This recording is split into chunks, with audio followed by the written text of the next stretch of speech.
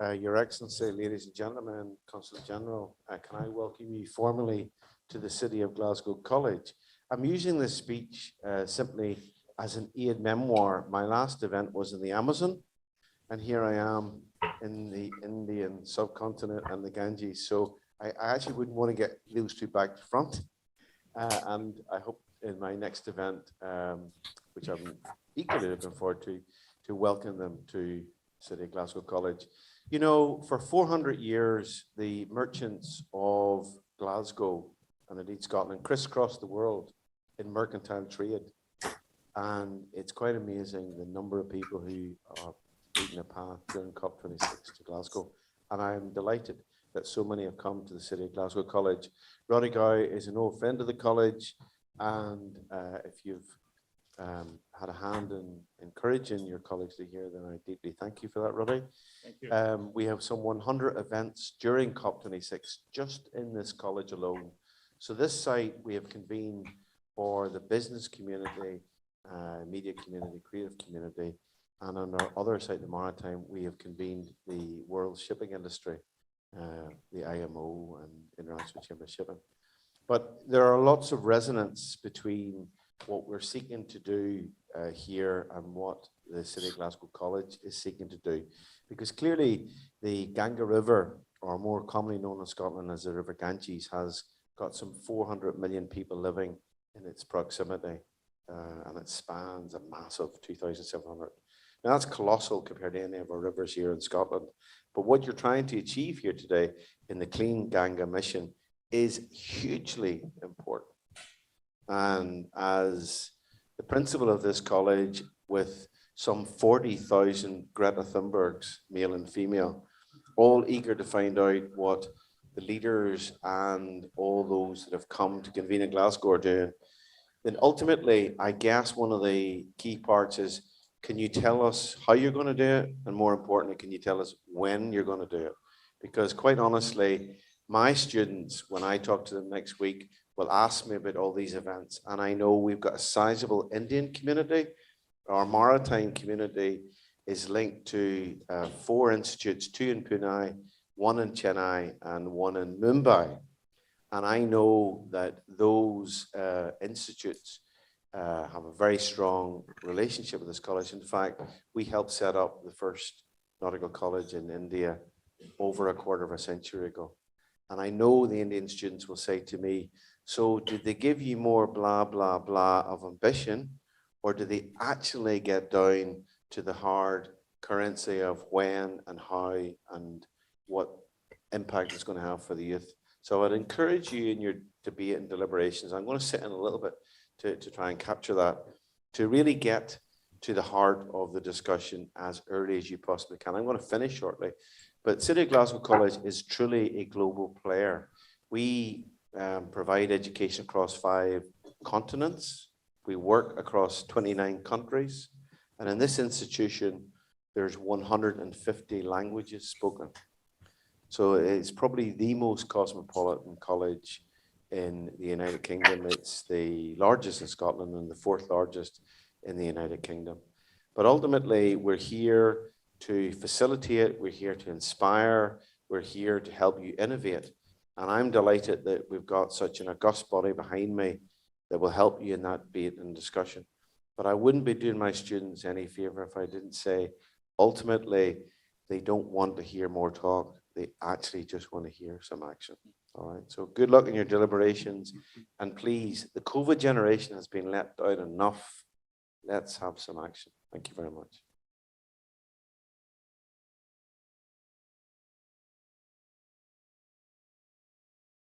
Thank you very much to Paul Little. So by way of introduction, I'm Rick Mincham, the Head of Development for the Asia Scotland Institute.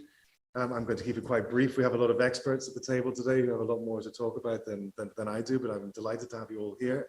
There's really some global leading experts in this field, and we're delighted to have you discussing this very important topic with us today. And so I'd like to pass over to Chairman Roddy Gow at the Asia Scotland Institute to start proceedings off, and very much looking forward to the discussion.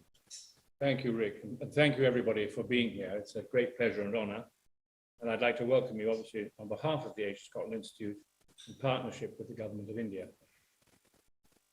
I'm the founder and chairman of the Institute, and today's very important subject is the restoration and cleaning of the Great Ganga, Mother River of India, bringing together the challenges faced by the river with the skills and knowledge developed in Scotland and elsewhere, as you will hear from our roundtable discussion. The important thing is that we emerge from this discussion with some sort of good feeling for what we can do together to help our Indian friends. The subject actually, in my view, epitomizes our own mission, which is to build better links with Pan-Asia as we educate and inspire tomorrow's leaders. And we are absolutely delighted to have been able to help by convening this meeting, kindly hosted by Paul Little, the principal, and the City of Glasgow College, which is the largest higher education institution in Scotland. It's worth remembering that, particularly those of us that have been at other universities. So we're pleased and proud to be here. Thank you, Paul. And I wish everybody a very interesting discussion. Excellent. So over to BJ. Respected Principal of the City of Glasgow College, Dr. Paul Little, the Director General of the Namame Ganga Clean Ganga Project, Mr. Rajiv Ranjan Mishra, senior officials of the Clean Ganga Mission and the Ministry of Forest and Environment and Climate Change of the Government of India, Mr. Roddy Gow, Chairman, Asia Scotland Institute, Mr. Sanmit Ahuja, expert member of the Center for Ganga River Basin Management, distinguished panelists and guests. A very good evening to all of you. The river Ganga sustains more than 400 million people in India and is vital to their livelihood. On its banks are towns, ancient and modern. Industry and agriculture thrive on her majestic banks. To India, it is a sacred river, popularly known as Ma Ganga or Mother Ganga. A dip in the river is said to purify the person's soul. It is therefore vital to keep the river clean and to ensure its sustainable use for future generations. The complexities of this task are well illustrated in the exhibition which you might have seen on your way inside. Scotland is home to not only several rivers, but also to some of the best water technology companies in the world. Scotland's achievements in the use of renewable energy is noteworthy. It is therefore fitting today that we have experts from the Clean Ganga Mission in India and experts on water technology and renewable energy from Scotland to share ideas and explore the possibilities of collaboration. On behalf of the High Commissioner of India to the UK and on my own behalf, I wish the roundtable discussion a fruitful outcome, where new partnerships can be forged and old partnerships revived. Good evening and welcome. Thank you, Rick, Principal Paul Little, Roddy, Mr. Roddy Gow, Vijay Selvaraj, Consul General in Edinburgh. Ladies and gentlemen, my name is Sanmit Ahuja. I'm expert member of Center for Ganga River Basin Management and Studies. Bit mouthful, we call it CGanga in short, but it epitomizes what we are trying to achieve. And I'm joined by Mr. Rajiv Ranjan Mishra from Delhi. He is our leader at the helm of affairs, guiding us through this gigantic and a very, very important project, which is the cleanup and restoration and rejuvenation of River Ganga. It's not a single river, it's a river system. It's thousands and thousands of tributaries. It runs through 25% of India's landmass, covers nearly 45% of India's population. You can do the math, what that means. And a system this large and this big cannot be simple at all. It requires policy, clever policy. It requires innovation, and it requires large amounts of capital. I gave you a little briefing just before we started this discussion, but it's important for those of us were joining online. We decided to bring this exhibition to the UK because we've had great partnership with the UK. We've had great partnership with Scotland to start within the UK. And we want to build, as BJ mentioned, we want to build on that partnership. There is tremendous amount of interest from all stakeholder groups, all disciplines, be it academia, science, technology, engineering, policy, regulators, and not to mention the finance community. So how do we channel all this energy? A lot of that is being discussed at another event that you may know of that's happening in the very city. And as I mentioned before, water doesn't feature higher up on the agenda, and we have to really put in the effort so that biodiversity conservation also becomes a very, very important topic amongst the policymakers around the world. We start off in Glasgow, we move to Cardiff, we then go to Birmingham, Oxford, and then finish the exhibition in London. A lot of the details are on the website. And I won't take any more time whatsoever because as the principal said, enough talk, get into action. And to take us through that action, can I invite Mr. Rajiv Ranjan Mishra, who joins us from New Delhi. Mr. Mishra, welcome. And over to you. Could you talk us through and this gathering over here in Glasgow of what this program is and how it is relevant to people and stakeholders around the world? Over to you.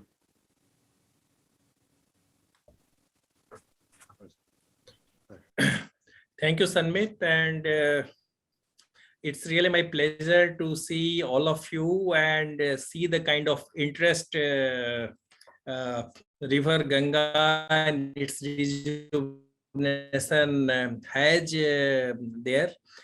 First of all, let me become respected principal of City of Glasgow College, Mr. Rick, and all my colleague from the High Commission. Without your keen interest and support, perhaps it would not have been possible for us to meet all of you. As Sanmit very rightly said about some of the features of this river Ganga and its entire basin, in a gathering of this, perhaps you understand the size of the problem. Rejuvenating Ganga is not only very important for India, but if we are able to rejuvenate its basin, it's also a great lesson for rejuvenating rivers anywhere else. Rejuvenating a river. That's why when this mission, and many of you have already said about Ganga and the Mother Ganga, the very name of the mission, when Honorable Prime Minister Mr. Narendra Modi launched it, he named this mission Namami Gange. And if I can very briefly tell you, the meaning of this Namami is I salute you. So it's a kind of showing the reverence to Mother River and River Ganga. And that's how this mission started. We also look back. It's not that this is the first time or in 2015 this mission has started. Attempts were made earlier also. But we tried to learn from what happened earlier. We also tried to learn from some of the successful river rejuvenation experience globally, internationally, whether it is Thames or Danube or Rhine. So we also studied that. And to do that, this is a mission which has a very strong dependency upon academics and research. And that's why we have Indian Institutes of Technology. So a consortium was constituted to actually look at scientifically and give us a kind of roadmap. So what this consortium did, they gave us Ganga River Basin Management Plan, which very clearly gives the characteristic of the basin. 45% of the population lives in this basin. It's very rich in biodiversity. It's very rich in agriculture. It's also very densely cultivated basin, but it also has several challenges. So this plan also gave us a strategic vision about different ways to look at this basin and then organize different activities, so different sub-missions. And I'm really very happy to see the agenda of the day. And I really welcome all the distinguished guests who have joined, because I see several of you are going to talk about what you bring on the table and what are your core competencies. Some of you are already having enough experience of working in India. Some of you have a kind of global model which can be useful. But ultimately, this is going to really enrich our effort. Now, very quickly to tell what exactly this mission is all about, or what the mission is. So, primarily, we are looking at 4 major components. One, of course, is the pollution abatement. So one thing which we decided with the help of the IITs, and then we carried that association with academics and universities by also setting up Sea Ganga. So it's located in IIT Kanpur, and this is called Center for Ganga Basin Management and Studies. So to have a kind of long-term association with academics, with researchers, with cutting-edge technology, and bring it possible for Government of India to utilize them. So that's the purpose of Sea Ganga.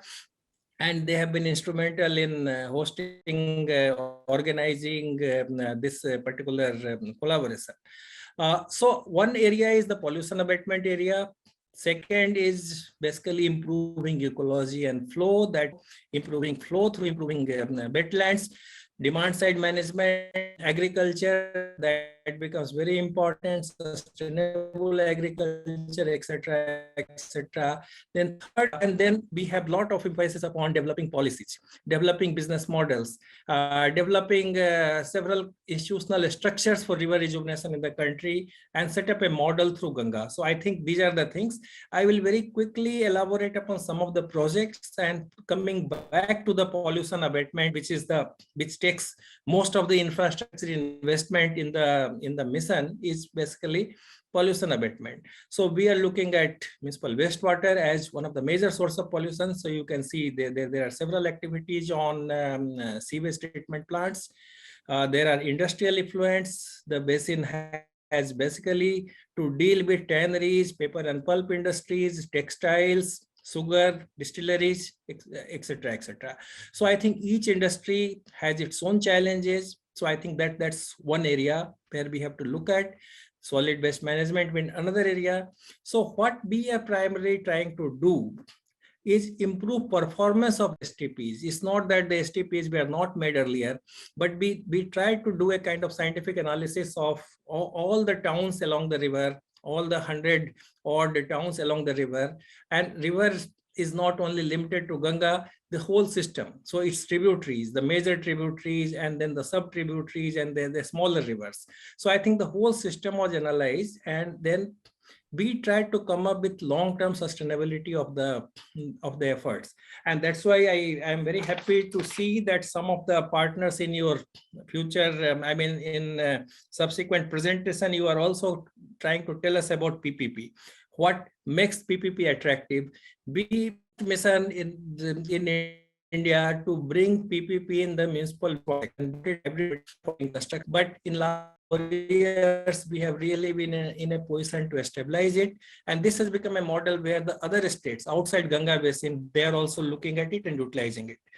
So primarily, we are also looking at renewables and then the reuse of these byproducts of STP. So again, there are lots of partners who have joined. They are going to tell us about the technology, and then their technology is one part, but apart from technology, developing good business models where whether it is wastewater or whether it is sludge or whether it's some other kind of byproducts which come out of the solid waste management. I think we would be very keen to look at that. In our mission, we already have some successful models of reuse, and several projects are also utilizing the sludge for running the STP, producing energy to run the STP on their own. But again, we have started, this is a beginning. The results are showing in terms of the improvement in water quality, but perhaps we have a long way to go, and then learn from each other, and then look at these technology, look at these business models, and look at Indian condition and see how they can make these things very important. I will just like to mention another important part. We are looking at wetlands all along Ganga and all the urban wetlands. The urban systems are very important. So looking at urban system, how the water body, how we can look at water sensitive urban design, and then try to make the master plans river sensitive. So I think these are some of the areas where we can learn a lot from the international experience. Wetlands are again very important. Wetlands and vegetation, the catchment area, these are all part of our mission. And I think they are also very important. Today we are talking when COP26 is going on, and then our Honorable Prime Minister has made several commitments on behalf of India about developing renewable energy, about doing several things for mitigating and adaptation for climate change. Water and vegetation, I think they have a major role to play in mitigating the impact of climate change. And then this mission is all about improving water management in the basin, improving the health of catchment area, improving the health of vegetation and wetlands, which are, as we all know, the cleaning of Ganga, rejuvenating Ganga basin is not a simple work. It's a very complex work which involves several stakeholders, which involves several levels of government. There are several layers of agencies, and then developing a kind of institutional system and developing a lot of partners. What we have achieved in last experience, 2,500 kilometer plus, the DO is more than 5 milligram per liter throughout the river. A large part of the river, I think what we have done in 4 or 5 years is showing results, but we have to give momentum, and we have to sustain this momentum, learn from others, and then come up with new things. We are also very open to new technology, and we have set up a kind of system through Sea Ganga and through other partners to adopt new technology. Our procurement policy also is very, very open, and we are willing to adopt new technology if it has worked somewhere else. So I think there is a huge opportunity for us to work together, and I am looking forward eagerly. Today is the start of our journey in UK. We will be going to different places. We will be learning, we will be making partners, and we will be following up with maybe bilateral meetings with some of you and try to develop a kind of lasting partnership. Cleaning of Ganga, rejuvenating Ganga, I will again say it's very typical wicked problem in public management parlance, and then the best solution, or perhaps the only solution which will work, is collaborative partnership, and that's for which we are all here. And as we are having several partners in India and also across the globe, we are looking forward to picking up new partners, strengthening some of the old friendship and old partnership. We already have NMCG has an MOU with the Scotland government for collaboration. There is a kind of lot of strategic partnerships. What we are doing through this exhibition and these kind of deliberation in this month of November will set a new standards of our partnership and collaborative approach, and we will be moving from strength to strength and then achieve greater success in future. Once again, thank you all of you for taking interest in River Ganga, joining us and committing to help us in our resolve. Thank you all.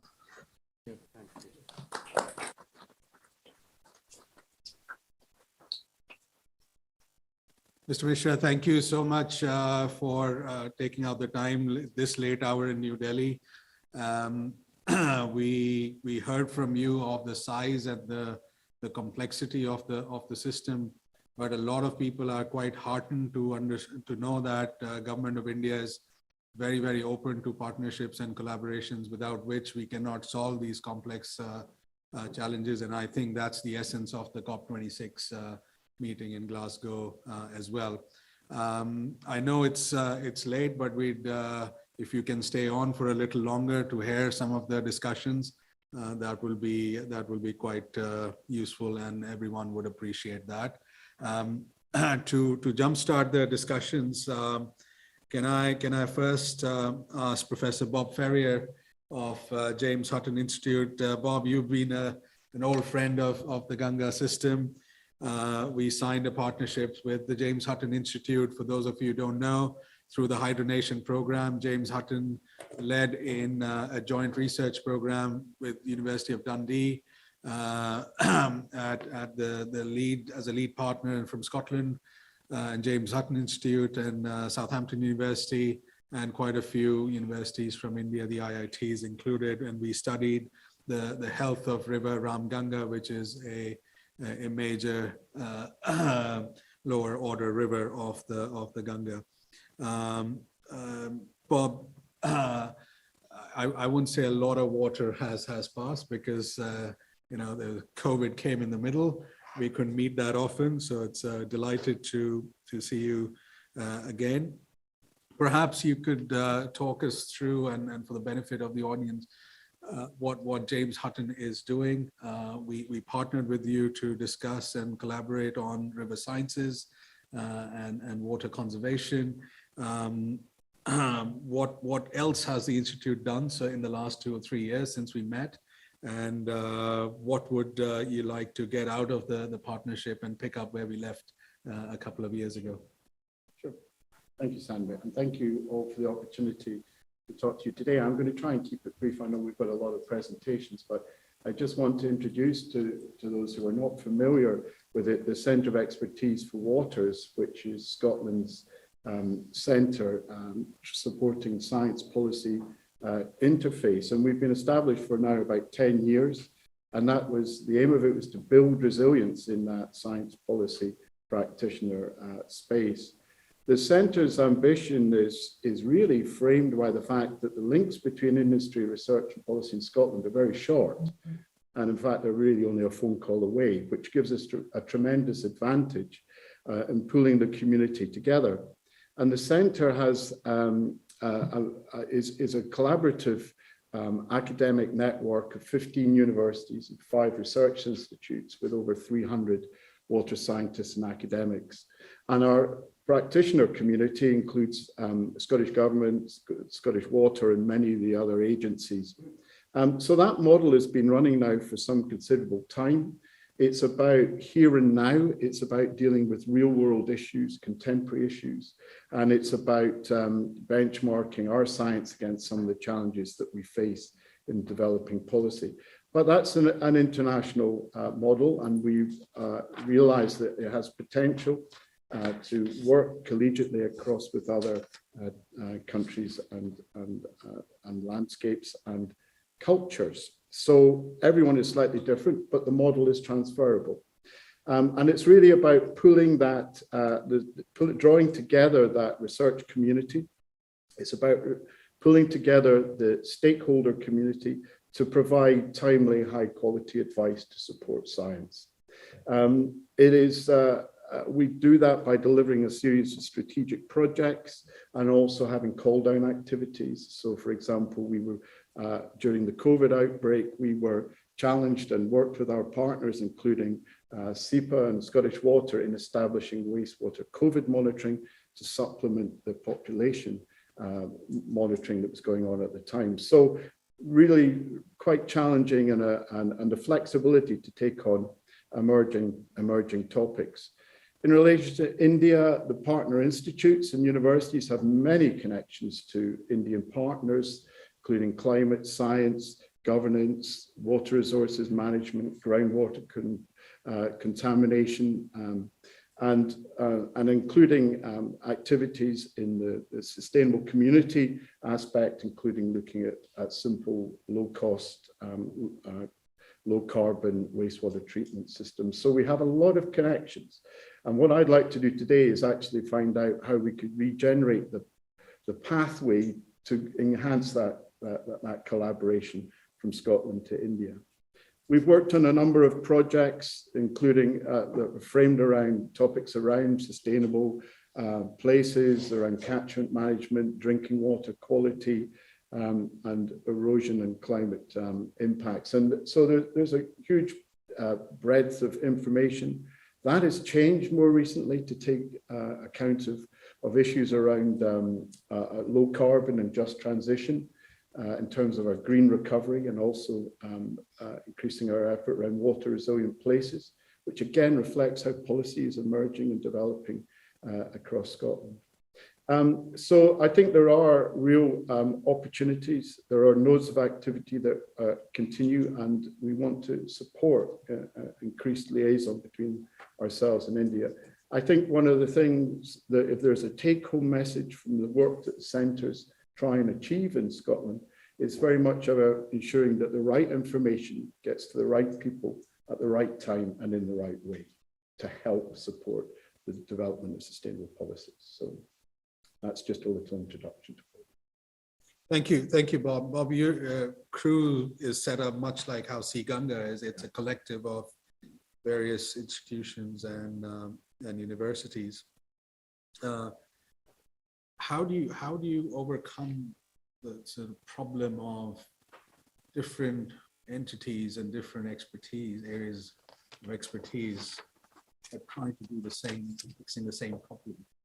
Everyone sort of has their priorities, Sure. which sometimes are out of sync or out of step with what a national priority may be, because research priorities sort of run or rather driven by research funding, right?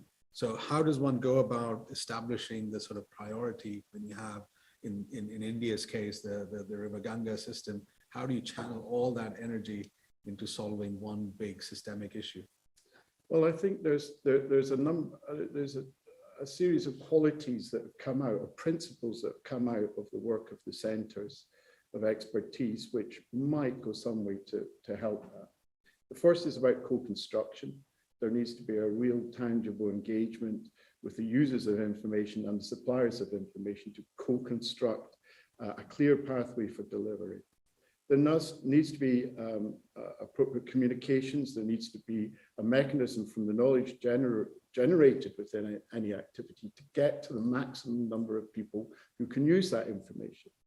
And of course, the need to focus on timeliness. Academic research and discovery science runs at a very different timescale to the here and now needs of policy. And so it's realizing that it's essential for that evidence base to be produced in good time. All our problems are interdisciplinary. Every problem we have starts and ends with people. So people need to be absolutely engaged all the way through. And I think that is because many of our policy problems are real world challenges. So they not have to involve people. There also needs to be trustworthiness in the process. If there's clarity about the principles and the way that you've generated the information, that information will become more trusted. And I think, I suppose the final thing would say that impacts and outcomes come in different ways and they come over different timescales. So it's important to have a broad understanding of what impact and the outcome of any activity and sharing of knowledge actually is. So there's some principles to chew over. Great, thank you. I mean, Bob, you mentioned co-construct is the heavyweight word that I take away from it, because unless you're multidisciplinary, you're not going to be able to solve the systemic problem, because the same problem has to be seen from different lenses. And I think in our own ways, both of us, we're trying to do exactly that. And we'll pick up on the point that you make on how do we improve and build upon the good links that Scotland and India already have. And let that come out of the discussion and dialogue. So thank you, Bob, for those opening remarks. Can I now invite Dr. Isabella? Isabella, we met you in India as part of the Scottish delegation. When was that? 2017, I think it was yes, Hydronation back program. So Hydronation and National Mission for Clean Ganga signed an MOU also a few years ago to bring all the collective knowledge in the water sector that Scotland has into India. Isabella, you're very much a systems thinker. Talk us through or share with the audience, how solving these complex problems. How are you doing it, and what is there a new thinking, a new discipline, a new set of ideas that are emerging in system design and thinking? Thank you, Simon. I'm delighted to be here. Thank you for the invitation. Thank you, the panelists, for holding together this awareness around the Ganga from Scotland. I think that Scotland has a lot to give as a knowledge partner to the Ganga. As we know well, has been around for several decades, but now there is a convergence that is coming with climate. It's not just the river, it's also, you know, climate change somehow is a blessing for me as a climate innovator because it's a catalyzer. We catalyze the environmental problems which have been torn apart in the last 30 years for the first time through climate change, which is very bad, you know, what is happening and rippling around, but there is an overarching cause. And this is an opportunity. It's a great opportunity that we have. My background, I have a regenerative agriculture degree, and also I have a PhD in land restoration. So I've been working in restoration for many years. And 10 years ago, 13 years ago, I realized we needed to train restorative leaders. It wasn't just anymore about restoring the land, we needed leaders. And the restoration of a mindset came with a circular economy for me. I had a sort of epiphany with the circular economy. I realized the circular economy was a way to define a common language, to tackle problems which are enormous among us. And we have those nowadays. So they are not just in the environment, they are also in our meetings. You know, I'm sitting here conscious that I'm the only woman sitting here, and probably this has been my pattern for as a scientist for the last 30 years of my career, because I'm 50 and I've been sitting in boards full of men, and I felt I was privileged. Now I realize it's not just a privilege, it's just we don't have enough women in STEM. How do we create a leadership that is enabling women in the boardrooms and is enabling, you know, Ganga is a mother, and we are here, you know, talking about motherhood, how motherhood take care of, you know, children and the environment itself.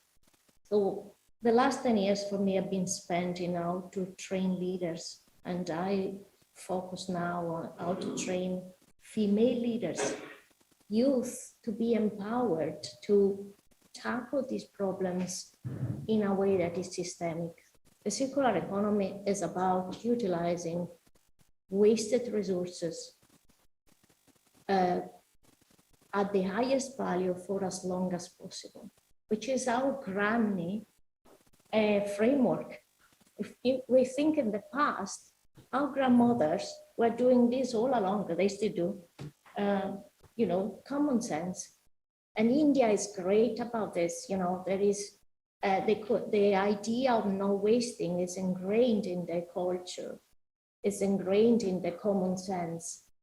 But somehow in the boost towards civilization, technological advancement, we lost some sides. So how do we reconnect the dots? Because tech is fantastic and we can, you know, have a world full of tech, but unless we change the mindset and we use tech for the good of the people and in creating also equality and access to tech, equality and access to services, we are not going to sort these humongous and interconnected troubles.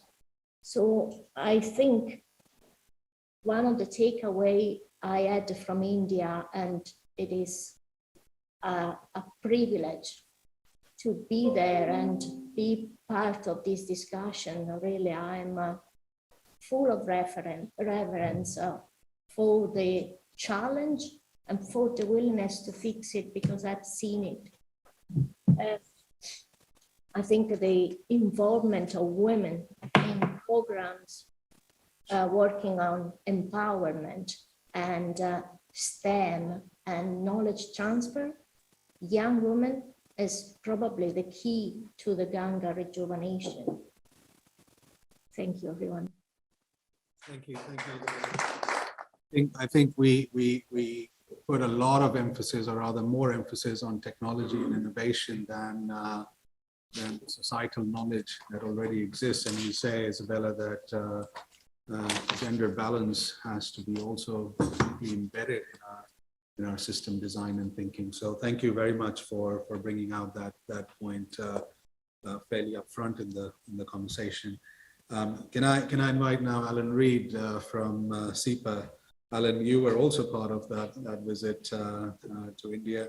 What are some of your experiences when you correlate or rather juxtapose regulation? You know, what you saw, you heard from the Director General. We also have distillery effluents. We also have similar effluent problems and challenges that you have back in Scotland. Is size and scale the issue, or is it more to do with having a clear set of policy and progressive policies and regulations? Thank you, Simon. Yes, the experience I had was absolutely amazing. I learned so much from visits, and the one thing that I learned very quickly was that the scale is just totally different, and that was exemplified by our trip when we went up. I think it was up near Rishikesh, and we stayed overnight in the temple, and the river was in spate, and thought, whoa, these are the headwaters, and it was much larger than anything I'd ever witnessed in the UK before, and under normal conditions. So scale is an issue, but I think that also brings forward opportunities, because things can be scaled up. I was really heartened by the exhibition. Seeing the exhibition, is very obvious to me that things have moved on significantly since our earlier visits, and that's brilliant. I think it's really good that things are improving on that front. I saw huge opportunities when I was out there on the visit. My main interest, of course, was on environmental protection in the round. But that for me included the regulation not just of water, but of waste, and taking account of where we are, and on things like climate, on biodiversity that we've already mentioned, and regulation, to me, I think covers a lot of that already. It's very often confused by people thinking it's just about enforcement. It absolutely isn't. It's about the whole system, and it couldn't be a better opportunity than it is right now under COP, when people are starting to think about the climate seriously. And I'm very conscious as well. The principal said, almost issued a call to action and think about things. I think we all have a responsibility, whatever that is, to actually take this issue seriously and do whatever it is we can to try to help and develop programs collaboratively that might actually take things forward. Because of the scale, the opportunities are just so much larger, and I think we should use that to our advantage going forward. Alan, you when we spoke about this last, you also mentioned that much like India, Scotland also has lots of small businesses, and educating those small businesses about regulation is a huge challenge for yourself as well. And I would go to say that the backbone of any country, of any economy, are small businesses. So what are you doing, and what can we learn from you to get the message out there and get them to be more proactive and open to change? Yeah. Great question. Our chief executive, I was going to call him a new chief executive, he's been in for about 6.5 years now, but he's Australian, but he is so committed to tackling issues around climate change, and often refers to the strategy around one planet prosperity. And basically, to simplify it, and I'll probably get it wrong by simplifying it, but we only have one planet, but many countries around the world will use more than one planet's worth of resource. So very often that's 3.5 in some cases. We can't do that. We're on borrowed time. So what we've done is rather than simply try to put in stricter rules, tighter standards, we've tried to engage with senior leaders in these companies, you know, both in very small companies or as Michael may well talk about later, you know, the whiskey industry is an example where we work with senior directors and boardroom to try to encourage innovative solutions to the holistic problems that we're facing now, to reduce carbon emissions, to look at the waste in a holistic way, to stop the massive pumping out of waste and using huge amounts of energy to treat it. So I think the key thing is actually to work collaboratively with these industries to try and look for innovative solutions and technology to try and improve the system holistically. Do you use more a stick as an incentive, as a driver of change, or how do you balance out? Because that's the fundamental question, isn't it? It is. Well, the mantra that's very often used is that compliance is non-negotiable. So we have a standard there, and that's the level you have to meet. So that's non-negotiable. You have to reach these standards all of the time. Otherwise, you're likely to face some sort of enforcement action. But what we really want to do is go way above that and work with others to try to look to you know, new ideas about how that might be tackled, and it could be industry-wide. It could, and you know, we don't hold all the knowledge. Loads of people have good ideas, and especially if it's an industry, they know their own industry better than anyone else. So why not ask them if they can come up with some ideas? And I think that's better. So basically, what I'm telling you is we've got a stick, but we try not to use it. And if I may just draw you out a little bit more, for newer projects and newer initiatives, meeting those standards is fine because you can price that in, build that in your design. Yeah. But what about, you know, industries which have been set up for yonks and decades? How do they change? The cost of compliance in many cases can be very, very high because they'll have to probably bring down the entire structure and then rebuild. So what's your attitude towards that? We try to be amenable to sensible timescales for installation of that, and very often we will apply kind of interim arrangements on the standards in the knowledge that there's got to be a period for the investment to kick in, and that allows the building of new treatment facilities or you know, diversion of waste, and when you're dealing with large infrastructure, that does take time. So we try to recognise that and work with the company to sort of set out interim arrangements, which they are then held to. Yeah, thank you, and that kind of endorses our experience. Just you mentioned building large infrastructure takes time. Thames was the fastest cleanup on earth at about 29 or 30 years. Murray-Darling in Australia, Rhine and Danube are all 40 plus years. So to put things in perspective, people think cleaning river systems, there's a magic wand out there and technology will solve the problems. Try getting just a simple sewage infrastructure in cities which are crowded. How do you do? That's always a challenge. So we implemented the zero liquid discharge for newer industries as that bar, which is going very high, because our river systems are slightly different from yours. They're not perennial.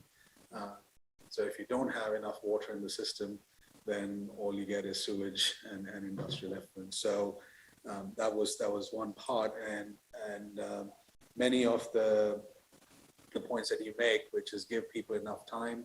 So our tannery sector, our distillery sector, they're all kind of given time to comply, and they're kind of stepping up to the game as technology and finance becomes more and more.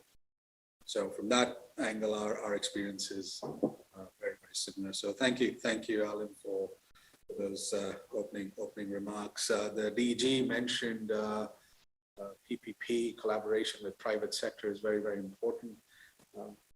In the finance world, there's a new terminology emerging very fast, which is called blended finance, which means how do you bring capital from which has philanthropic developmental objectives together with capital which has commercial objectives, because if you draw the curve, these are divergent objectives. A large private equity institution does not want to sit alongside with a philanthropic institutions. One wants more IRR or internal rate of return, and another wants more development rate of return. So how do you bring those two together? And that's quite interesting as a strategy. And on that point, I'd like to bring in Jay Malik, who's from the Foresight Group. Jay, your institution invests a lot in climate and sustainability and environment and infrastructure. What are some of your experiences which might translate effectively and efficiently to India? Thank you, Sanjay. Good afternoon, everyone. Very humbled to be here today as part of such an esteemed panel. So, thank you to Rick, Sanjay, the team, and the distinguished delegation of India for the invitation. So Foresight unfortunately joins the discussion, this discussion just today. So we haven't had the pleasure of being involved, back since 2017, 2018. But I have to say, walking around and seeing the exhibition earlier, all the work done to date is extremely, extremely impressive. Over the sort of in the next few minutes, I hope to share just some high-level perspectives on the experience and lessons Foresight has learned from raising capital and investing in sustainable infrastructure projects over the last 15 years now, actually. So I'm sure some of these perspectives will be familiar to those in the room, but hopefully provides a sort of foundation for further discussion. Just at this point, maybe an introduction into the Foresight Group. So Foresight Group is headquartered in London. We're a leading sustainable infrastructure and private equity investment manager with AUM now just in excess of £8 billion. We are an entrepreneurial and experienced team. We use that experience to deliver a sustainability-led real assets, infrastructure and real assets investment proposition that's supported by both commercial and technical asset management expertise. The integrated consideration of both sustainability risks and opportunities across the investment lifecycle is really what defines our sustainability-led approach to infrastructure investing. While energy and waste infrastructure are at the core of our strategy, in recent years, the group has been on a mission to expand its focus into other forms of sustainable infrastructure, including in areas of social, transport, digital, and the agriculture sectors. So, from the exhibition earlier, there were a lot of common themes, that I was able to pick up, specifically around forestry, forestation, regenerative agriculture, sustainable food production. All of these are now areas that we are seeing, infrastructure and real assets investment opportunities in, and our job is to try and understand the pace at which these opportunities are developing, so we can effectively help channel capital into these areas. We are pleased to have the support of some of the large institutional investors in the world, and I think a lot of times people ask how do you make that happen, or what's required for that, and very simply it's having a proven track record of generating sustainable risk-adjusted returns, but also the flexibility to structure sort of compelling investment programs and strategies around the long-term trends and opportunities that we're seeing playing out in society around us. Maybe just talk a little bit about sort of perspectives from that we've seen recently from raising capital in this space. So in today's world, I mean, the large asset owners, institutional investors, so pension funds, insurance funds, increasingly see value in infrastructure investments that provide capital protection first, attractive and predictable returns second, and increasingly very, very importantly now, the third piece is clear and measurable impact towards global sustainability goals. Obviously, it's important to understand that different investors are at different points in this journey to embrace sustainable investing, and that sort of creates opportunity for managers like us to guide capital flows into products and strategies that are innovative but also impactful. So ultimately, a lot of the investors we speak to today, they're essentially looking for investments that are, number one, resilient to climate change. Making those long-term investments will mean, the sustainability of their own businesses and their own portfolios, but also, through those investments, they're now seeking to make a net positive contribution to environmental sustainability and also the welfare of societies and local communities. I think a trend that we all will share in each of our areas is obviously heightening engagement with the sustainability megatrend in recent years. And for us as a business, what that has meant is that evidencing sustainability impact and climate risk management is really now central to convincing investors to commit meaningful and significant amounts of capital. Investors are ideally looking for financially robust investments that also have positive environmental and social outcomes. And these outcomes, it's important for these outcomes to be able to be tangibly measured through asset level KPIs. Something I picked up again in the exhibition, which was noted, which is very positive. But also, in addition to those KPIs now, the quantitative modeling and analysis of climate impacts. And so this is, both transition and physical climate-related risks is absolutely essential.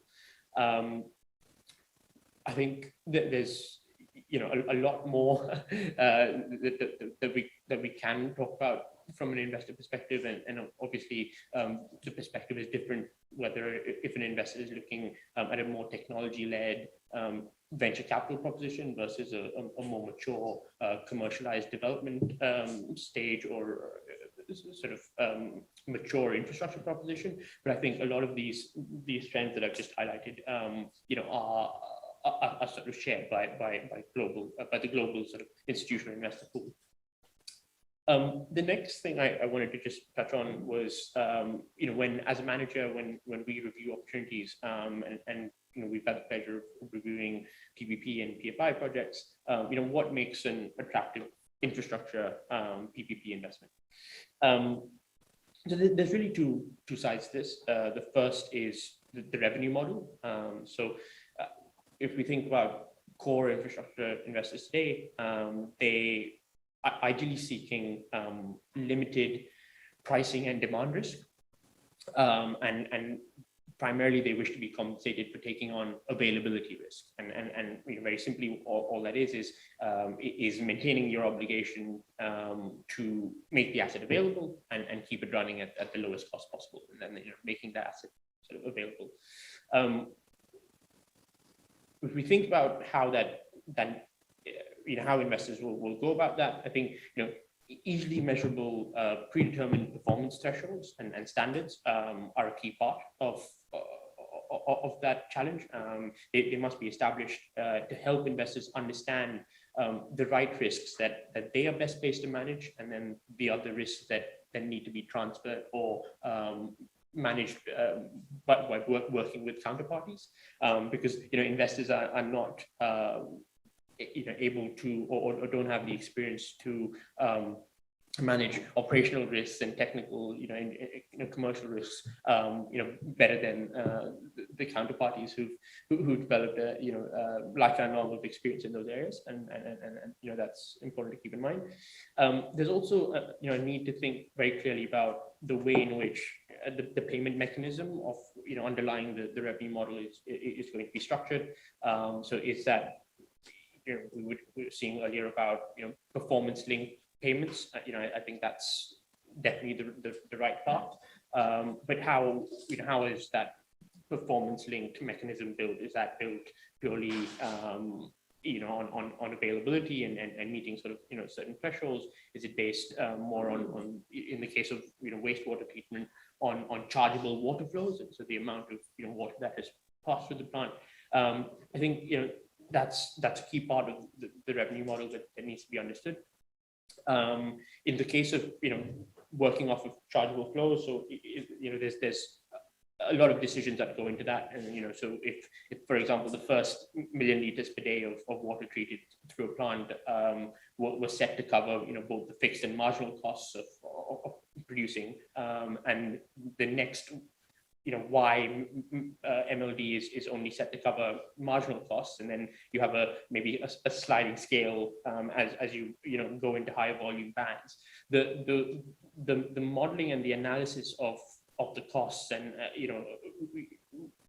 that is then used to set the banding and the different payment levels is extremely crucial to the development of the overall revenue model. And investors, when making such large, sizable investments, will want to understand the key assumptions and data that has been used to arrive at those calculations, arrive at that model, and we'll want to sort of interrogate that, that as they should on behalf of their fiduciary duty. Once the model is agreed, from an investor perspective, the focus and concern switches to what is called the deliverability of availability, and that is what I was highlighting earlier. Needs to be achieved through partnerships with established EPC and O&M contractors that have a track record of successful execution, as well as local knowledge, experience, and resources. The second part of the sort of consideration of these PPP programs is the role and attitude of the government towards PPP. What I mean here is this essentially relates to setting out what needs to be achieved on this program, facilitating the program in a way that provides clarity in terms of objectives and constraints up front, but then is also developed through discussions with investors and construction counterparties and O&Ms. One point that I was picking up just now is size and scale. Sure, it's my last point. Is size and scale of the program, and I think large global institutions today are attracted to scale, and I think there's probably no other project that could provide scale like NMCG. So that's an important point to develop. And then clear messaging of the vision, the scale, and the structure of the program. Ultimately, it provides the visibility and direction that investors need for long-term planning. Which is what it's all about. Yeah. So I'll stop there and back to you, Sumit. Great. Thank you, Jay. Very, very interesting points that you make. And if I may just quickly respond to some of the key highlights. You mentioned sort of predetermined performance thresholds and performance linked payments, and a clear policy construct around the pricing and demand. When we started the program, or I would say in the most recent incarnation, it triggered off in 2010 when the World Bank decided to support the program. And initially there was a lot of resistance towards PPP, PFI because there is no pricing of water. And it's challenging that we don't have a national regulator for water. Water is a very state subject because each state has a different there are a different threshold of resource. 5 years in, everyone realized that yes, the government will and can and will continue to play a crucial role, but we need to attract private capital. Now, in typical renewable energy projects or road projects or telecom projects, there is a concession, there's a tariff, but if there, in this case, there was no clear model on how do you price it. So the government found what's been a very successful middle ground called the hybrid annuity model, where you're still attracting private capital, but the government pays initially the capital spend, the CapEx, on agreed milestones. So the onus and the responsibility still falls on the contractor to develop world-class asset. And then carry on recovering or recouping their investment over a 10 or 15-year period. And they have to make sure that the asset is performing well, which is milestones based or performance linked payments. And the hybrid annuity model has worked fantastically well, particularly in areas where there isn't a clear revenue model. Right? So Isabella, you mentioned about circular economy. Yes, we are moving towards recycling and reusing wastewater, but if there isn't any industry around, where are you going to take the water to? Right? So transporting water long distances can be even more expensive. So the government said, no, it's fine for you to release the treated water into the river system, and we'll still pay you for that. Right? And that kind of improves the quality. So, and just one more interesting point you may mention is evidencing the sustainability impact. I think the science is still very, very young. The industry is still very young because you can massage and manipulate data as you like. All these ESG funds going up, or we are an ESG tracker, and the tracker invests in nothing but a Microsoft, a Google, and an Oracle stock. But I think we need to move towards bringing ESG money into primary markets and not just secondary markets. And something that I'd like to sort of not right this second, but perhaps if we have time towards the end or over the discussions later on, is how do you bring that evidence to the fore when there isn't that kind of data to say whether this approach will deliver the impact or not. Yeah, absolutely. I very much reflect. If I can just add one small short comment there, one of the things that we speak a lot to investors about is actually the deliberate use of the term sustainability over ESG, just because of the reason you just mentioned. ESG is a risk management framework. It helps you think about different types of risks. What sustainability does is it puts an objective question out there. Is this sustainable or is it not? And those are the kind of investments that Foresight is committed to helping investors make. Would love to discuss that more. Great, thank you, Jay. Over to Dr. Mark Fletcher of Arup. Mark, Arup's been involved in both urban as well as systemic water resource management. I know you have a very, very big practice in India. Just like to get your thinking and comments on what are the similarities or what are the challenges that you're facing in managing large, complex systems. It's been interesting, and I've been listening to what people have been saying. Paul, your initial sort of call to action, which echoes sort of Greta's words. Alan was talking about scale, and Jai was talking about sustainable investment. And we were involved in the UK government visit to India in 2015, a couple of my colleagues. I'm on the board of British Water, so the memorandum with the UK Water Partnership. I get a sense that there's a real opportunity maybe for action. And where have I seen that action come?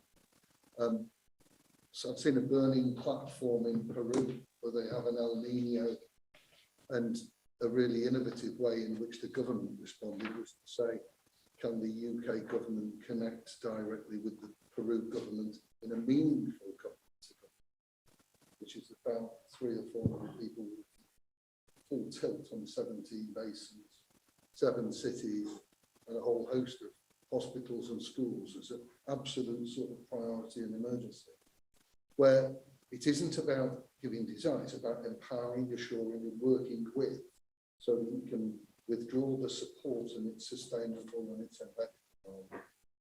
I'm thinking there's a model there. There's something there that grasp part of the Ganga. And then we started looking at impact of climate change on cities, and we've now worked on 15 cities with the Rockefeller Foundation, Lloyd's Foundation, where we used private investment, philanthropic investment to accelerate a way of working that's now scalable. And we're now talking to WaterAid and FCDO, and whether that's a way in which we could scale impact and accelerate impact of cities very quickly. And thinking about the Ganga, again, it's not just cities, but it's cities and catchments and basins. So there's a couple of models that I've seen where real action has been taken at scale with real impact and measurable potential outcome. And I just wonder whether there's something in there that we could sort of explore a bit, because I love the talking, but I really like us getting stuck into the action, particularly if we're learning as we go and sharing that learning, because it won't all go right all the time.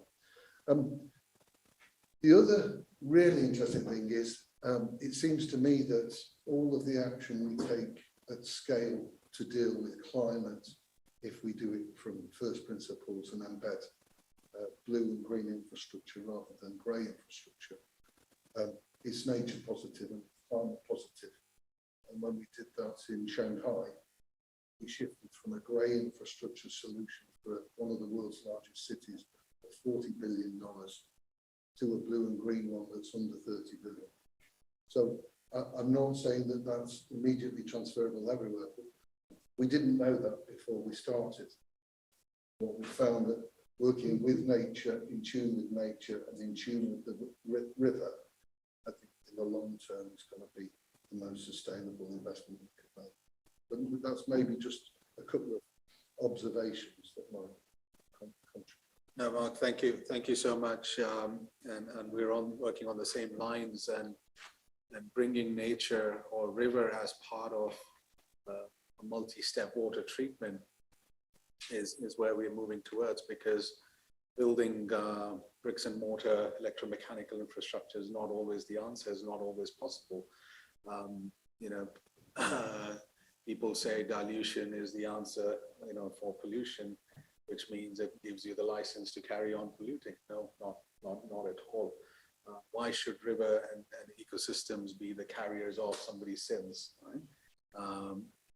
So we're actually working towards how do we blend and how do we make sure that engineering and nature kind of sit hand in glove with each other in perfect harmony. A very quick comeback. We've been working in Rajasthan with Jagmeet Singh on green rural catchments, which is introducing simple mechanisms into catchments that allow water to be captured and held for a period and then get the benefit of nature start to restore. And it does work, and it dramatically changes. Yeah. And I think in India we need that combination of the urban solution, but a real understanding of the way that the rural areas and how people are moving back into rural areas. So that's an objective, and that can be achieved with the same principles embraced. And that's a very important point. And I'd like to sort of highlight 2/3 of India's population lives in its villages, but they all have aspirations to earn a lot more. The younger generation wants to earn a lot more. 2/3 of India's population is under the age of 35. Sadly, the modern trend is young kids would go to the cities and they all want to drive Ubers and send money back home.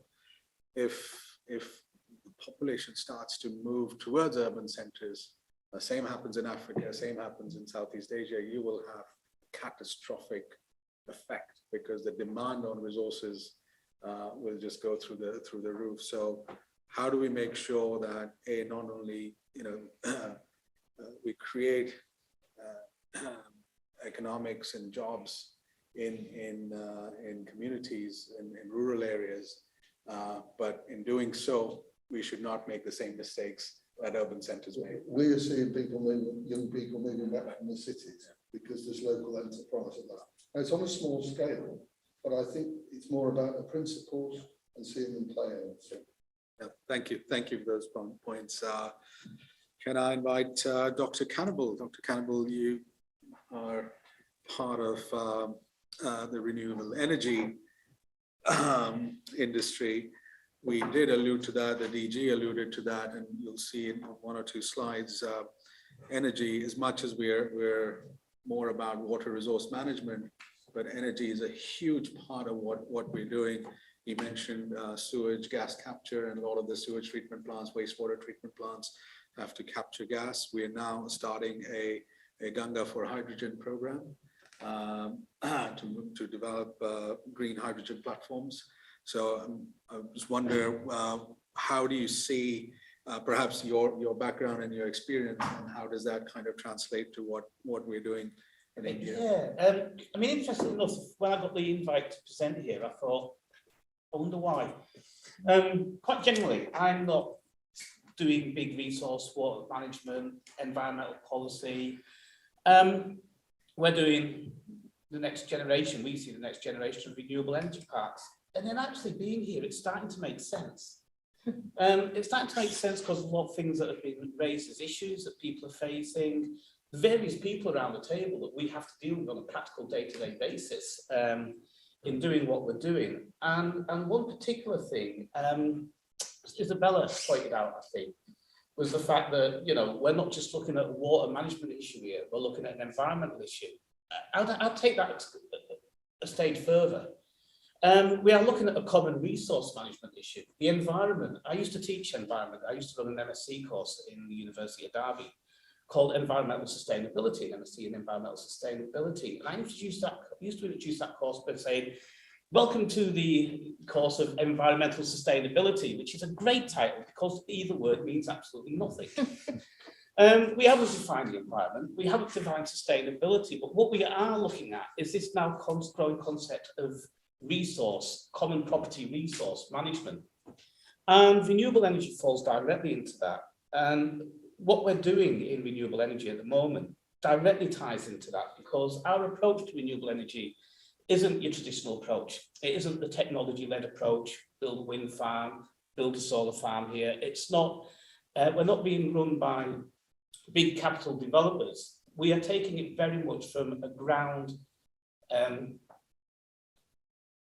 sort of like base up, using what we call, and what I've got my PhD in actually, it's joys me to use my PhD only after 35 years of actually getting it.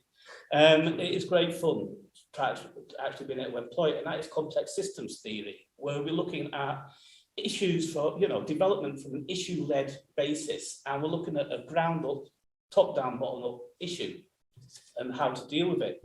And it's how to define that issue in terms of, the people that are around a particular development, the resources that are around you, the environmental constraints, which is another name of resources, the carrying capacity of the environment and as such. So we decided to try and apply this to developing a holistic renewable energy park. It's the first one, I believe, of its type globally. And it's been a journey, and it's nice to come here today because only this week we actually put the final piece of the jigsaw in place. We've got the project now funded for the next stage to take it through the Section 36. So I'll be dealing with Alan Reid's colleagues quite a lot on that. That's been the hardest part of funding to get. We got quite a few months ago the commitment to fund the full build out with 800 million pounds, and The initial part of the money we needed was just to do the land finding and feasibility study, which was very easy because we got all that work given us for free by various companies that wanted to be involved with us. So just the actual process of being sort of people who have actually gone through this and developed this is probably going to be a useful insight. Because, I mean, bless it, Bob's guys at Cruise are not going to be delivering sustainable solutions on the River Ganges. Neither's Aurora Sustainability Group, I'm afraid, or the investors. The people who are going to be doing it are the people and businesses on the Ganga resources. The guys who are on the ground, who are making a livelihood, who have always made a livelihood out of that river, whose lifestyles depend on that river and whose activities have been constrained and enabled by that river. So basically, you're going to have groups. So how do you approach the holistic approach? Like I say, we took an issue-led approach. We've took a very, careful what I'm saying here, a imaginative approach to gaining funding. And wrapping the project up, we purposely went out and designed a system which uses purely marketable technology. It was pointed out earlier in the foyer by someone that investors love to run very, very fast and come second, and they do. No one wants to come first. So identify marketable technology. Holistic Energy Parks uses mixed technology, and we use it on the basis of the environmental resources available to us. Those environmental resources are wind, obviously, very obviously, solar, hydrology, but also waste, agricultural byproducts. These are all environmental resources, although we wouldn't think of them as natural resources. They are the products of us using the environment. So we use a range of different technologies, and then we redesign those technologies so one feeds off the others to optimize those environmental resources we've got. A quick example of what we're doing, and each of our holistic energy parks are going to be different depending on the location they're based. Every location is different, so every solution is different, and we focus on the solution. So for instance, here we're going to be using an AD plant, which produces sludge, which is producing biofuels, which goes to grid. We're cladding that with solar, we put in vortex windless turbines in, which is linked to a PAM system, which is going to be producing pure green hydrogen. And I mean pure green hydrogen, not blue hydrogen. So, and that we are going to then try and take to market. Now that bit, the hydrogen stuff, could we get investors to look at it? Absolutely not. But on the back of the biofuel in the AD plant, they went, oh yeah, we'll consider it if you have it as an add-on. But the major thrust for your investment has to be this AD plant.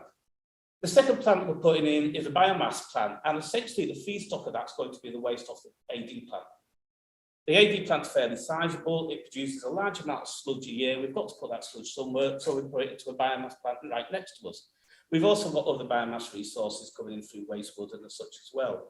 Yet again, that's going to also be linked in a structure to a vortex wind turbine solar, which is producing even more hydrogen. We reckon at the end of phase 1 and 2, it's 200,000 tonnes of clean hydrogen. Hydrogen has got its own pluses and minuses. In terms of the Ganga region, it has to be a fuel of consideration there. We're selling it to fish farms in Scotland for two reasons. One, as a fuel, if you have a leak of propane right next to a fish farm, that's your income gone for a couple of years. You have a leak of hydrogen, you get water. Hydrogen's a lot safer, by the way, than propane. If you have a rupture of a propane tank, the explosion goes bang outwards. If you have a rupture of a hydrogen tank, it goes whoosh upwards. So if you're a human, it's a lot safer. If you're a seagull, it's a lot more dangerous. And these are issues that we're using words like that. We're using to sell this to the regulators. We're using words like this to sell it to the investors mainly. And slowly getting it through bit by bit on the back of the, like I say, the market mainstream technologies. Phase 3 of our holistic energy park is going to be a 60 megawatt high plasma, high temperature, high pressure gasification plant. This produces no emissions. Fantastic for the regulators because there are literally no emissions. What comes out is hydrogen and a vitriolic construction material. It's great for the local authorities, were very keen on it. It's great in terms of generating electricity. It's a far more efficient way than your old bog standard EFWs, which I've been involved with for many, many years. trying to get the investors to invest in it because it's new technology has been an absolute challenge and a half. We've finally got an investor who's got to invest in it on the back of the AD plant working, the biomass plant working, and they will then, if they see that those two investments have come off and worked, they will invest into the third phase, which is the gasification plant. And that is purely to get it through Section 36, which we need 1.7 million quid for, believe it or not, just to get through the licensing issues of this plant. Weirdly enough, to actually get the agreement to build it out, the 800 million that we're going to use, we got in 3 months because that's coming from abroad rather than local funding. That's actually, the funding for that is coming from China. So that's the sort of like, it's been a journey, and that's sort of what I'm trying to get the message across. It's been a pathway, a journey of recognizing all the resources and constraints you have around you. And that's the environment in the most absolutely holistic part of the pun. Well, it's not a pun, that's why we call it holistic energy. But in terms of the whole holistic sort of social, natural, biophysical environment that we've got around us and optimizing all the resources that. And then it's how you actually deliver it. We started off with this project, we've got a lot more funds now than we did have. We started off with this project with 15 grand in the bank. We have now got significantly more than that in the bank and are really quite advanced on the project with the rest of the funds committed. So that's how a small company can actually start this from the grassroots. It's a lot of work, it's a lot of determination, and it is really about playing with all the actors you can possibly muster in one particular area. The locals we've got on our side by a very, very early presentation and the presentation to the local community. The joys of Facebook, we've seen the feedback from the local community on our initial proposals. And apparently, although I'm not too sure what it means, but we've got something like 67 smiley faces and a couple of thumbs up. I presume that's good. We've had initial discussions with the ECU unit, whilst they've scratched their head and says, yeah, they don't know quite what they're going to do with this. Like this, there's a major idea. We've actually managed to get some R&D funding and public funding from Scottish Enterprise and Aberdeenshire Council, although not a lot. But the main thing is that we've got local engineering companies behind us who are working in the energy sector in Aberdeen, who are looking at transferring over to the renewable sector. We've got people who are involved in R&D, in the politics. We've got the local politicians on side, which really helps. And that's basically, I suppose, the message to get across: creative thinking and dealing with as many people as possible in as constructively and positive way as possible, and taking the ground root population behind you. That's basically what I've got to say on that. Thank you, Dr. Cannibal. And our similar experiences on our side, that you've got to have creative thinking. The DG mentioned of a specific program that we have developed called Environment Technology Verification, through which companies can find a pathway. And one of the path was, a lot of the companies say, well, look at the opportunity, but the investors say, well, that's not an opportunity, that's demand, right? There's a difference between a demand and the opportunity. So how do you know that the government will buy your solution, or industry will buy your solution? And a lot of the times companies fall in this chicken and egg trap. They say, well, show me the solution is working in Lucknow in India, not in London, right? And the companies, well, the company says, give us an opportunity. Well, we can't do that. You've got to come through a public procurement method. So who writes the terms of reference of the public procurement? And so we kind of tore the rule book apart and developed this program from bottom up, and exactly similar approach. Partnerships deliver the financing, right? Because, you know, an equipment provider, a turbine manufacturer, a pump manufacturer, who all want to be party to that big program or big opportunity, they all come together and say, you know what, I'll loan my pump to you, you don't have to buy it. And somebody says, well, I'll give you my land and shed, you don't have to erect one. And somebody says, we'll do the environmental feasibility, where, you know, you don't have to pay for that. So that's exactly how we've kind of gone about in developing this particular platform. And you mentioned waste. So we're moving, Indian cities produce nearly 200,000 tons of waste every day, right? And that's just the cities. You know, huge agricultural economy, lots of biomass coming out, more and more sewage treatment plants coming out, a lot of sludge coming out, right? So all we've embedded circular economy now right at the heart of policy making. And you know, we've said that, look, what is waste? Waste can no longer be waste. It's a once used resource. Let's capture and turn it into something. That's just that's a really important point. We don't look at waste. We don't look at things, at issues surrounding in each individual areas. It's what resources do we have there? So, for instance, I mean, if we decided if we were to design a holistic renewable energy park in on the side of the Ganges, it would be a very, very different beast to what it'd be ahead. I'd immediately look there at things like we're dealing with technology suppliers, we're developing technology, burning things like rice husks and grain husks, which are very, very high in silica, and you get a decent calorific value out of them, but the byproduct you get is liquid silica. Now, liquid silica is a huge resource in the tyre making industry, the glass making industry, and at the moment it's produced from mined quartz. It sounds like something fascinating to discuss over the drinks in a moment. Absolutely. Try to fit the speakers in. If that's okay. Talking of waste, we've got Dr. Michael.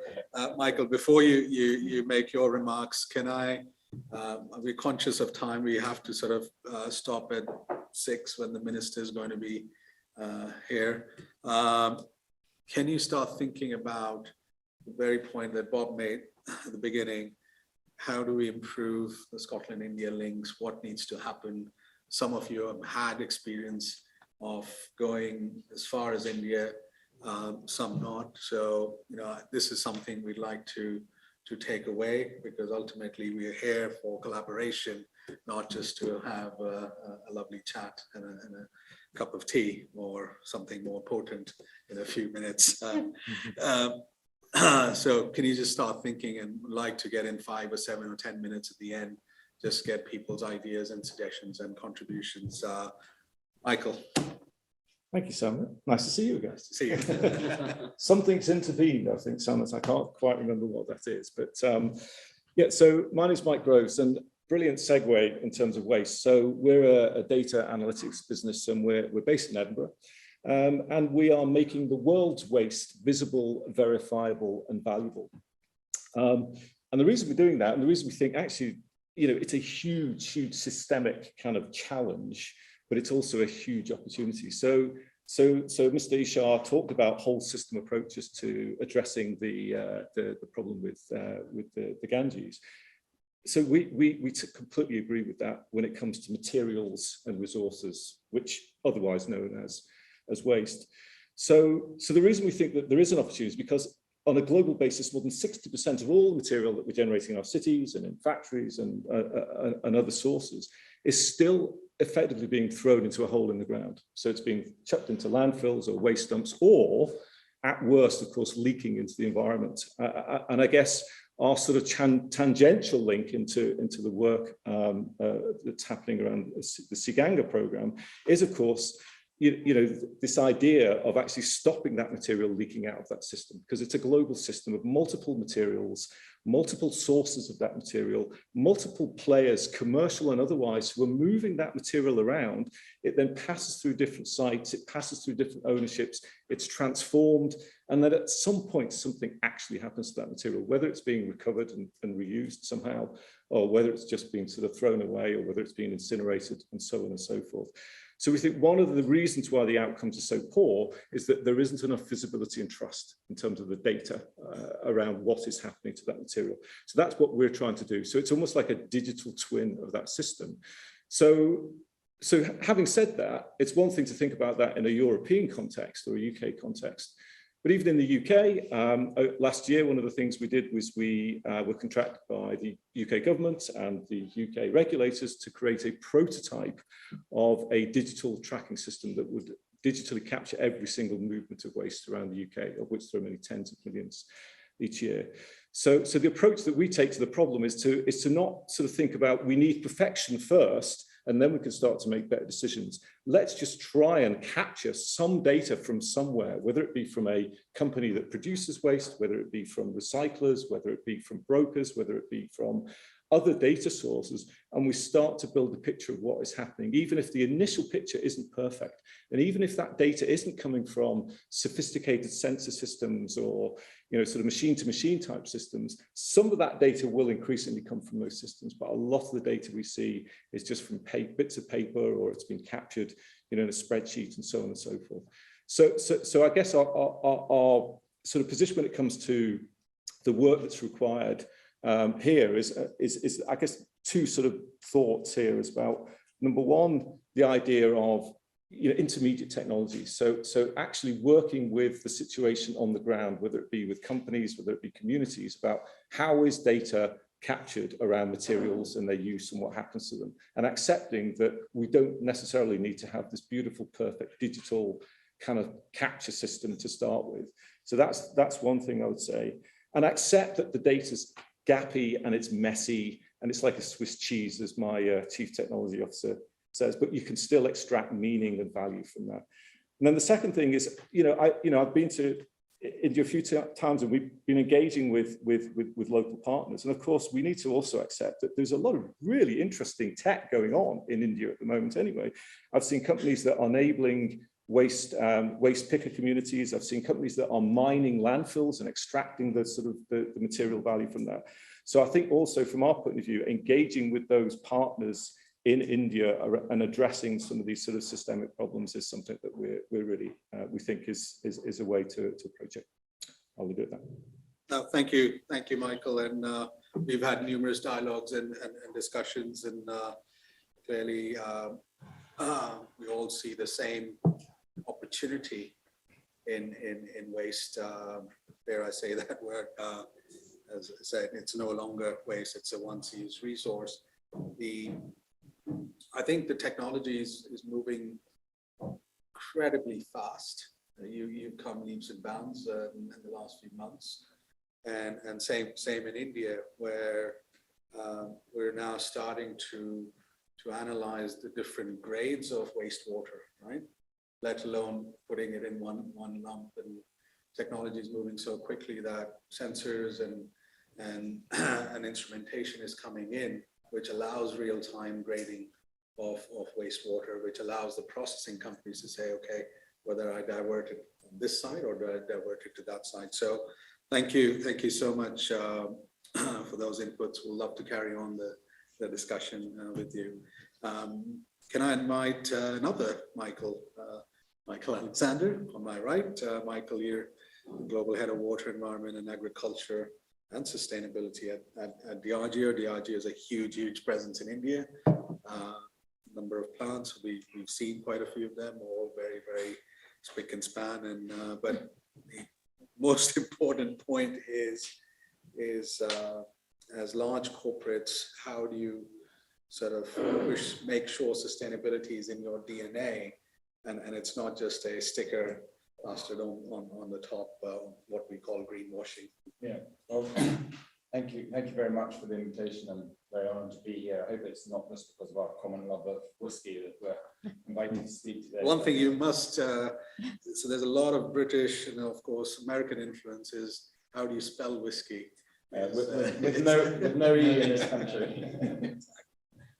So it's great to be here. Thank you. I think we should just quickly remind ourselves that we are in COP26, and we haven't talked much about it, but it is Adaptation Day today.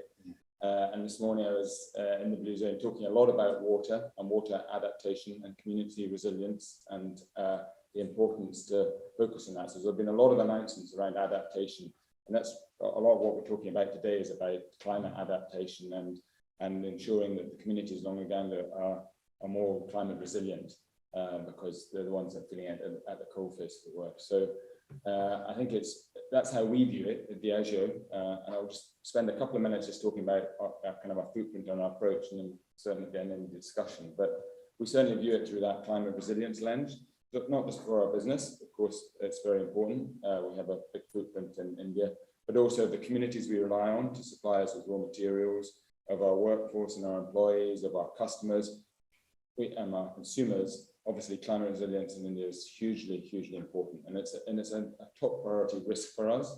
I mentioned earlier the kind of risk perspective taken, but it is an important stick, if you like, to look at it through the risk framework. But much more importantly is that also the opportunities in which we can engage with in communities. And like many other companies around the world, big companies around the world, we've got a lot of big set of targets to 2030 to be net positive. In fact, our business in India is almost a net positive already due to a long history of engaging with bioenergy and biomass and all the other technologies we've heard on. We've learned a lot from our colleagues in India on that to buy worldwide. So that's really important. And I think taking that approach to water is particularly important, but we don't see water in isolation. We see water as part of water stewardship across the whole basin. And I think, we set our water efficiency measures, particularly in water stress sites. So we have to be 40% improvement in our water efficiency on a 2020 baseline by 2030. A much higher benchmark for our water stress sites. We have water stress sites in India, Turkey, Sub-Saharan Africa, Mexico, Indonesia, Brazil, and other parts of the world. So that's my job, is to manage that water program, but to see it as an integrated part of our approach, with our approach to regenerative agriculture, for example. How do we help our rice farmers in India to use water more responsibly, all interconnected to the system that you've been talking about today in terms of managing water more responsibly. And we very much want to be part of that solution. So in addition to water efficiency, obviously in our own operations, we also do what we call water replenishment programs. So we desilt dams in local communities, we provide access to clean water and sanitation, we recharge aquifers. We're working across a number of basins, not just the Ganga. It's got a lot of competition, the Ganga in India. We work in the Koveri, in the Krishna, and importantly in the Godavari as well. Godavari is a very important basin for us. So we're working in Maharashtra and Karnataka, and we're really implementing these programs to try and balance out our water use with water use in the community as well. And with that comes a need to do best practice. So we implement something called the Alliance for Water Stewardship International Standard of Water, which we're actually piloting in Alwar in Rajasthan at the moment. We just announced a group certification in Scotland a couple of weeks ago. So again, it's important to apply best practice water stewardship. And I think the relevance of this to this conversation is it's not just about being efficient with water in your own distillery or own packaging plant. We've got 15 of them in India and another 47 co-packers and distillers that we work very closely with. It's not just about that. That's the baseline. That's what you're expected to do. You've got to go beyond that. You've got to work in the catchment to look at the systemic issues and the security of the water catchment. And that's where good water stewardship plays. So it's about understanding the risks there, working with other stakeholders. Critically relevant to here is from a business perspective, many progressive businesses want to work as part of what we call collective action initiatives, which is exactly what this initiative is. And we're looking to work with NGOs and business partners and government. And that's hugely important. So I think my message here is really around how does the Ganga initiative and other initiatives, and there's other basins that are also a priority to us, how do we really work with them collaboratively as being part of the solution? We know that in Scotland, there's been quite a progressive approach taken to work proactively, not just the carrot, not just the stick, but also the carrot, about looking how to apply what we call best available technology and other solutions to big challenging problems. But I think that business needs to be part of those conversations. That's perhaps stating the obvious, but I think business now is much more willing, seeing it through that climate adaptation lens, seeing it through a resilience lens, seeing it through a biodiversity and other lenses. I think it's hugely important to many progressive businesses. We've learned a lot from our colleagues in India, as I said, but there's a huge amount more to do. And if there is a way in which culturally these often government-driven organizations and initiatives can engage with business, private sector, profit-making businesses, but at the same time, and often engine rooms to the economy, and not just big businesses, but as you said earlier, small businesses, I think that's a massive opportunity for initiatives such as this. So my strong message is a very positive one of wanting to engage, wanting to seek common ways in which we can apply solutions. We're just one business out of millions of businesses, but if that momentum can be behind and culturally be engaging the business and business organizations, then I think that will go a long way to addressing some of the very very significant issues. No, thank you. Thank you so much. Collective action it's all about collective action now, because the problems are large, and it cannot always be government's responsibility. You know? Yeah. A lot of people just throw in the towel. That's not my job. That's someone else's job.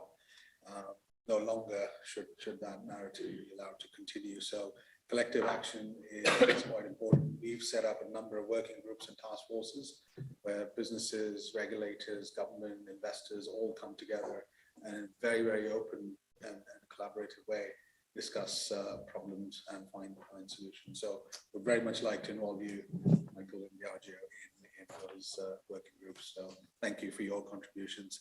I have about 4 more contributions, 2 on the program agenda and 2 additional ones. We'll try to get through all of them. Kevin, you were involved with us some time ago as well, and I hear from the grapevine you're doing fantastically well. Can you talk us through your experiences and how you see, Kevin, what was touched before, which is converting waste into something much more positive and profound? Yes, well, good afternoon, everybody, and thank you for the opportunity to share what we've been doing in India. I came up to Edinburgh some 13 years ago after a lengthy commercial career with multinationals like Procter & Gamble, PricewaterhouseCoopers and IBM to study for the inaugural program that Edinburgh University ran around carbon management. And I had the good fortune when I did that to meet a brilliant young environmental engineer who come all the way from Bangalore, and we both studied on this program and then set up Carbon Masters on graduating from Edinburgh. Som is old enough to be my son, but we successfully advised companies to begin with about measuring their carbon footprint. And then Som returned to Bangalore in 2012. We naively thought we could do what we had been successfully doing in the UK and Europe, and we fell on our backside because back in 2012 there were not many Indian companies remotely interested in measuring their carbon footprint, much less paying anybody for it. So we started to say, well, okay, if the Indian companies would not take advice, would they buy a solution? Because the problem still needs solving, because the company's mission and purpose is to address the climate crisis. So we looked at various things. We looked at solar, we looked at wind. We couldn't see what added value we could play. And we were looking at a briquettes factory, and the owner of that factory had built the first plant in southern India, a first biogas plant in southern India, which had a purification unit tacked on the back end of it. But when we looked at the plant, that's as far as he'd got. He was a chicken farmer. He was taking the chicken dung, put it in the digester, creating biogas, and he was piping it into the chicks to keep them warm before he sent them to market. But the little knowledge we picked up at Edinburgh thought, hang on, you've got a biogenic gas here. If you put it in a cylinder, there could be lots of applications for it. And I was struck by putting 2 and 2, maybe getting 5, because I had done a project as a consultant with the European Commission, and I came across this massive carbon problem India has because of the huge success of its telecom sector. So 500,000 towers, only running on 12 to 18 hours of grid electricity. When the grid goes down, they go to batteries, and when the batteries go down, they go to diesel backup generators. So the joke is that the telecom sector in India burns more diesel than the Indian army. That's a huge carbon problem. And we thought, hang on a minute, these cylinders with a biogenic gas could be the answer. How many towers? 500,000. Oh my God, that's a business. So we took this plant over. We learned everything there was at that time about taking food waste at that time and chicken dung, putting it in a digester, creating gas, purifying it, and then bottling it. And we were ready to go to market. Then we realized that the diesel price was 46 rupees because it was being subsidized by the government.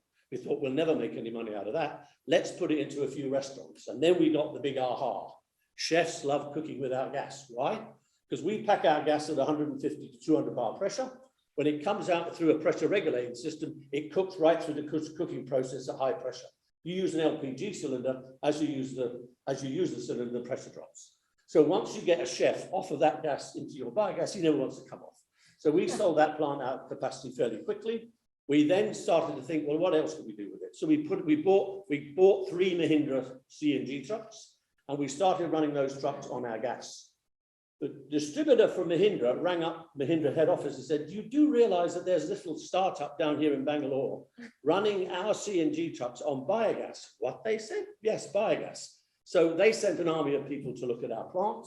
They were frankly gobsmacked by what we were doing. We were taking food waste, turning it into gas, selling those gas to restaurants, and running that on trucks running on our gas, which was also carbon neutral.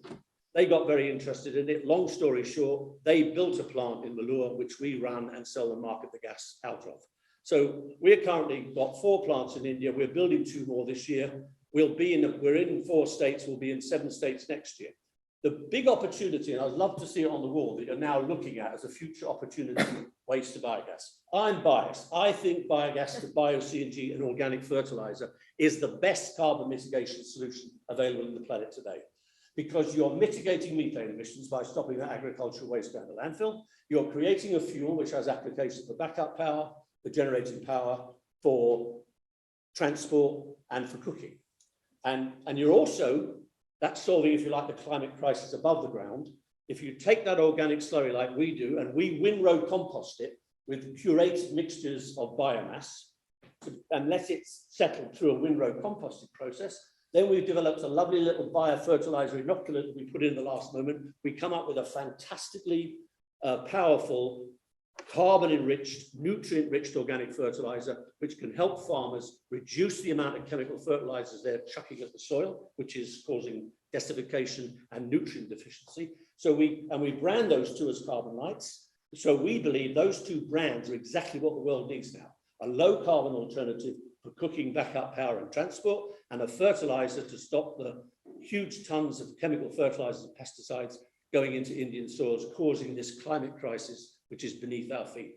So it's great news this week that the UN has finally woken up to the fact methane emissions are the best opportunity we've got short-term to reduce emissions. So that target setting is great. It's a sadness in a way India has not signed up for that. But God bless India and God bless Mr. Modi for what he did do, what he did announce. Now, some people may argue, what's a 2070 commitment on net zero? The very fact that the Indian government has now finally accepted the very principle of net zero is a fantastic achievement. And I think India will get there well before 2070. Largely, if fossil fuel prices stay where they are, this is the biggest incentive for Indian industry to start moving off of that. Now, where does that fit with the River Ganga project? Very interestingly, we were approached just before the pandemic by Tata Projects. That's the infrastructure arm of the Tata Group. They had just completed a fantastic project up in Jaipur, I'll pronounce this wrong, the Dravayavati River project. There are about 43 kilometers of a highly polluted river running through that beautiful city of Jaipur. And what they have done under a project funded by the Jaipur Development Agency, funded by central government, was to reclaim that river, completely clean it up. They put walkways, they put an exhibition center, and they put 2 or 3 large-scale effluent treatment plants to take that dirty, polluted river and clean that water up, put it back. Now, how that got funded is very interesting. They reclaimed a whole section of land, which was completely barren. And the government and the municipal authority are selling parcels of that land now by a perfectly beautiful river where there are cycle paths. The land value has gone up significantly. So they'll get a return on that investment by the reclaimed land. For all the people with houses along that river, suddenly the price of their property is going up. This is absolutely fantastic. Problem was, what do I do with 170 tons of sewage sludge? Because I'm centrifuging the 3% volume at the end of the process to make it 18%, so I get it in a solid and stick it in a truck, and then I select that off to the landfill. Because they're operating that, that's costing them $200,000 a year. So they came to us and said, is there anything we can do with that slurry? So what we did, and we've just completed a small pilot project where we're taking that slurry.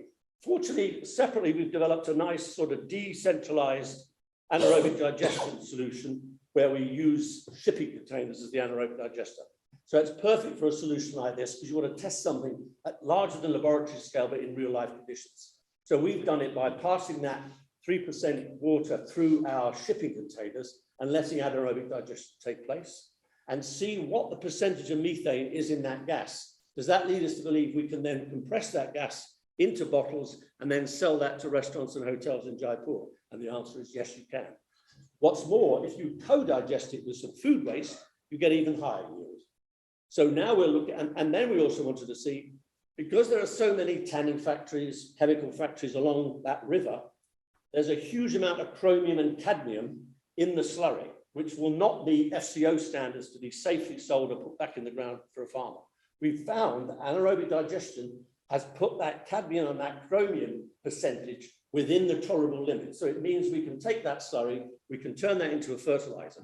Now, the key issue then is we're now looking to say, could we build a large scale bio-CNG and organic fertilizer that would take that 3% water slurry, convert it into gas and fertilizer that creates revenue. That repays the capital cost of building the plant, the OPEX costs, and it saves you the $200,000. And that's the solution for every effluent treatment plant in the country, which there are now only 800. And that's a small percentage of the requirement over the next 20 years. So it's another example of where I think biogas, which is an old solution, the very first biogas plant in the world was built in India. So like yoga, India gave biogas to the world. The first one was built in 1856 in a leper colony in Maharashtra.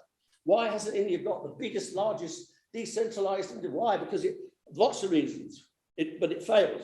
But now, because of climate and because of purification technology, you can create a biofuel with lots of applications, and you can create a fertilizer, which India desperately needs. I mean, the level of desertification and nutrient deficiency is causing crop yield flat to declining. Farmers' incomes are suffering. The inherent problem with that is manifold. We're not putting good stuff into the soil and then we're creating food and feeding it to your children. That's not healthy. So in terms of a holistic effort, I'm totally biased, but this is a solution that's been there. It's invented in India. The only foreign bit of kit I use in our plants is a German compressor. Everything else is Indian made because the costs for that are right and workable in the market that I'm in. So that's kind of what we've been doing. Great, thank you. Congratulations. That's a fantastic and a positive note to end on. But before I do, I'd requested all of you to think about how we're going to transform the Scotland-India linkages. The two people on the table who haven't spoken, Murray and Dhruva, 30 seconds each, please. I know you've got a lot to say, but the ministers have been told to wrap the session up because we have to inaugurate the exhibition. So, Murray, why don't you go first, Dhruva, you, and then we'll go quickly around the table.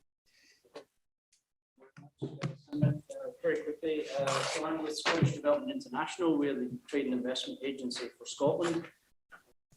I'm the Asia Pacific lead for the energy and low carbon transition team at SDI. I cover markets including India, primarily around energy. So the Ganga is a new initiative for me. I know I have colleagues who've engaged in the past with many of the people around this table and the initiative itself.